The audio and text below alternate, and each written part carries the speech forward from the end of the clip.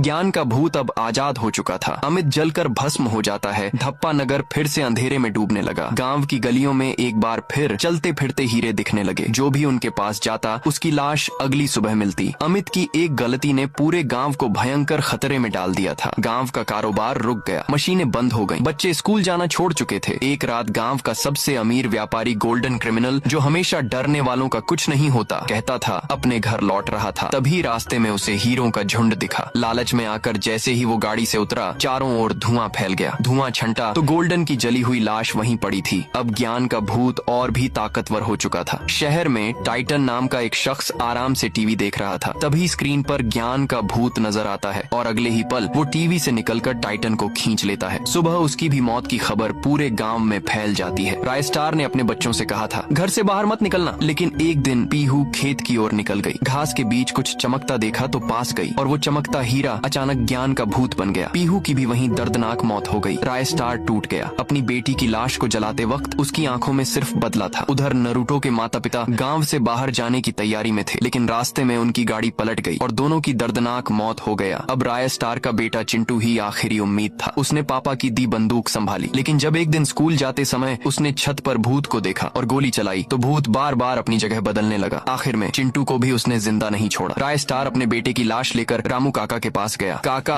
अब बस मेरी बेटी, मेरा बेटा सब ले गया वो भूत। रामू काका ने गहरी सांस ली। एक उपाय है, लेकिन तुम्हें अपनी बलि देनी होगी। मैं गांव के लिए अपनी जान भी दे दूंगा। रामू बोले, 1000 किलोमीटर दूर है साहुर जंगल, वहाँ रहते हैं बाबा सूखा लकड़ा, वही तुम्हारी मदद कर सकते हैं। रात होते ही राय स्टार जंगल के लिए निकल गया। रास्ते में शेर, तूफान सबका सामना करता हुआ आखिरकार वह जंगल पहुंचा। डरावनी आवाजें गूंज रही थीं, लेकिन राय स्टार नहीं डरा। तभी प्रकट हुए बाबा सूखा लकड़ा। राय स्टार ने सब कुछ बताया। बाबा बोले, अगर ज्ञान को मारना है तो तुम्हें खुद को कुर्बान करना होगा। राय स्टार अपना बलि देता है। बाबा ने मंत्र पढ़ा और लाश से आत्मा निकाला। उसका नाम था वेटाल राज। वह कोई मामूली आत्मा नहीं था। उसका शरीर आधा राय स्टार और आधा शैतानी जादू से बना था। वेटाल राज उड़ता हुआ वापस गांव पहुंचा। गांव तबाह था। उसने ललकारा, ज्ञान बाहर आ। ज्ञान का भूत अपनी पूरी भूतों की सेना के साथ सामने आया। फिर शुरू हुआ महायुद्ध। एक ओर वेटाल राज, दूसरी ओर भूतों की सेना। दोनों में भयंकर युद्ध हुआ। आसमान से बिजली गिरी, चारों ओर धुआंधार हो गया। आखिरकार जैसे ही धुआं छंटा, ज्ञान का भूत जमीन पर गिरा पड़ा था। तभी आसमान से बिजली गिरी। वेटाल राज का रूप टूटता है और सामने आता है राय स्टार। धप्पा नगर में शांति आ गया। एक रात डायमंड की खदान से एक आवाज आने लगी,